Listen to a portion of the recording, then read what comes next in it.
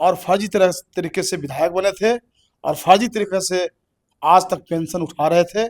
आज माननीय सर्वोच्च न्यायालय के निर्देश के बाद बिहार विधानसभा के अध्यक्ष ने अधिसूचना जारी किया है, उनका पेंशन बंद किया है। इस तरह के फर्जीवाड़े लोगों को हम चाहते हैं कि रिकवर ही नहीं बल्कि उन पर मुकदमा भी होना चाहिए। नमस्कार, न्यूज फॉर नेशन देख रहे हैं आप। मैं हूं आपके साथ धीरज सिंह। ओबरा से पूर्व विधायक सोम प्रकाश सिंह की सुप्रीम कोर्ट के आदेश के बाद उनकी पेंशन पर रोक लगा दी गई है। कल ही विधानसभा सचिवालय की ओर से ये सूचना दी गई है। हमारे साथ हैं प्रमोद सिंह चंद्रवंशी, जो सोम प्रकाश सिंह के खिलाफ लगातार अदालत में लड़ाई लड़ रहे थे, मुख्य याचिकाकर्ता थे, तत्कालीन जदयू में थे और उस समय इन्होंने वहां से चुनाव लड़ा, दूसरे स्थान पर भी थे। पूरा मामला क्या है इनसे जानेंगे। प्रमोद सिंह चंद्रवंशी जी, क्या कहेंगे? पहले तो सुप्रीम कोर्ट से जो आप लोग को एक तरीके से कहा जो न्याय मिला आप लोग को, विधानसभा सचिवालय की ओर से अब चिट्ठी भी जारी कर दी गई है।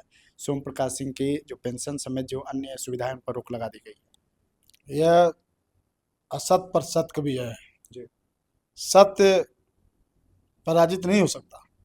सत्य कुछ देर के लिए भले ही धूमिल हो सकता है लेकिन पराजित नहीं हो सकता है।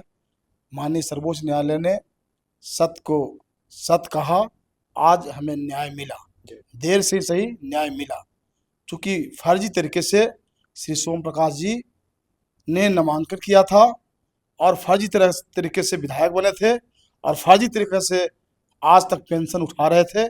आज माननीय सर्वोच्च न्यायालय के निर्देश के बाद बिहार विधानसभा के अध्यक्ष ने अधिसूचना जारी किया है, उनका पेंशन बंद किया है और 16 वर्षों तक जो उन्होंने वेतन भत्ता पेंशन विभिन्न मदों से जो राशि लिया है उसको रिकवरी करने का भी वहाँ के सुप्रीम कोर्ट के आदेश के आलोक में बिहार के विद्वान महाधिवक्ता आदरणीय पी.के. शाही जी ने परामर्श दिया है कि 16 वर्षों से जो उन्होंने उठाया वेतन भत्ता उसको रिकवर किया जाए।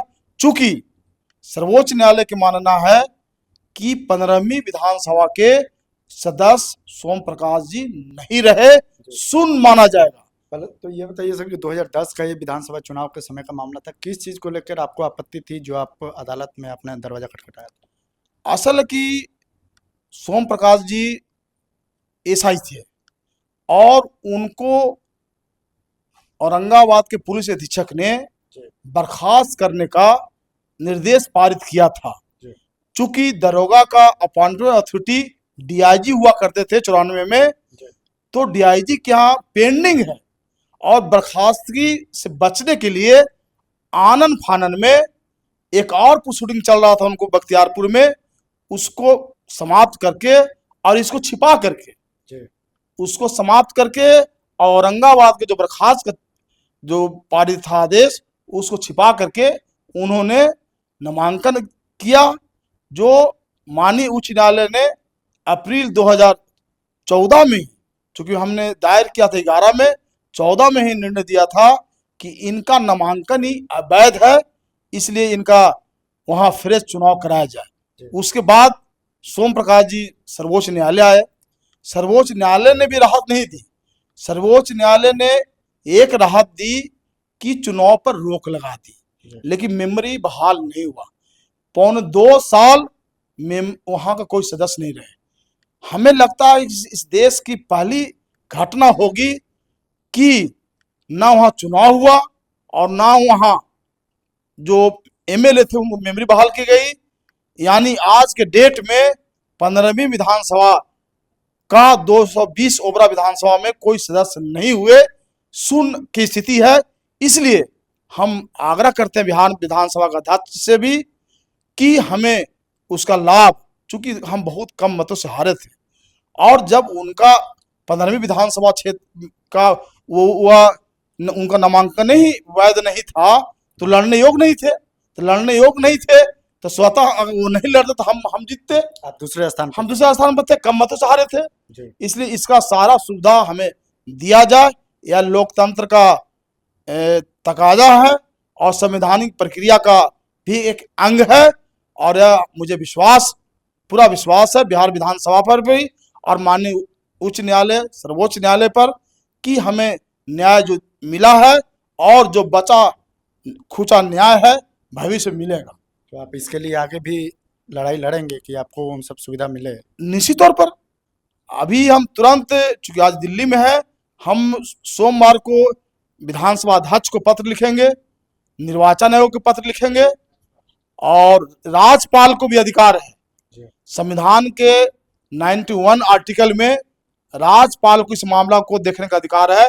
महामहिम राज्यपाल को लिखेंगे और वहां से न्याय अगर नहीं मिला तो माननीय उच्च न्यायालय के शरण में भी जाएंगे और न्याय मुझे भरोसा है कि मिलेगा। और हम तो लड़ने वाले लोग हैं और इस तरह के फर्जीवाड़े लोगों को हम चाहते हैं कि रिकवर ही नहीं बल्कि उन पर मुकदमा भी होना चाहिए कि फर्जी तरीका से उन्होंने साक्ष्य को छिपाना का कार्य किया। उन पर डिसमिसल का मामला था। एक मामला मान लिया जाए कि उन्होंने सेम डे में प्रोसीडिंग समाप्त करा दिया, लेकिन एक मामला को छिपा कर रखा जिसमें डिसमिसल का था, तो उन पर मुकदमा, फर्जी मुकदमा भी होना चाहिए था उन पर। और दूसरा हम ये भी चाहेंगे कि 2017 में एक राज्य सरकार ने संकल्प निकाला है कि एमएलए और एक्स एमएलए को एक्स एमएलए एक्स एमपी को एक अंगरक्षक दी जाएगी। उसके आधार पर 2017 के सरकार के संकल्प के आधार पर एक अंगरक्षक भी उन्होंने ले रखा है, तो उसका भी पैसा का रिकवरी हम माननीय डीजीपी से चाहेंगे। डीजीपी को पत्र लिखेंगे को 2017 से आज तक के जो उनके पास सिक्योरिटी था, क्योंकि वह एक विधायक के रूप में उन्होंने लिया था, ऐसे सोम प्रकाश के रूप में मिलता तो कोई बात नहीं थी, लेकिन उन्होंने 2017 के जो सरकार का संकल्प है उसके आलोक में उन्होंने लिया है, तो हम डीजीपी जी से आग्रह करेंगे कि उसका भी रिकवरी होना चाहिए। चलिए, बहुत बहुत धन्यवाद। यह हैं प्रमोद सिंह चंद्रवंशी जी। दिल्ली से न्यूज़ फॉर नेशन के लिए मैं धीरज सिंह।